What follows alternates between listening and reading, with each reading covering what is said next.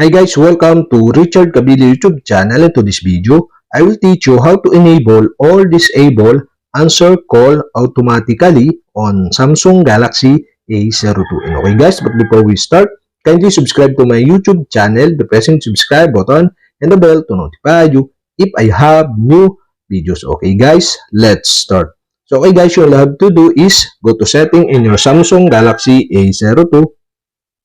In Settings, scroll down and go to Accessibility. Here in Accessibility, okay, go to Interaction and Dexterity. In Interaction and Dexterity, okay, go to Interaction section and you can see the answering and ending calls. Okay, you'll have to do is tap this and you can see here the answer automatically. And on the right side, you can see the switch button. And okay guys, if this turn on, automatically answer incoming calls after a set time while a headset or a Bluetooth device is connected. And okay guys, to enable this, you'll have to do is switch on the switch button on the right side.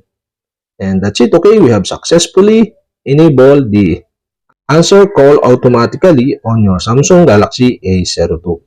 And okay guys, the answer automatically is set into 2 seconds when a headset or Bluetooth device is connected.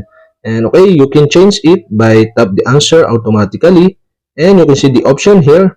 Okay, you can set into after 2 seconds, after 5 seconds, after 10 seconds, or you can set into custom. And okay, for my example, I set into 20 seconds. So after you set, tap the set button.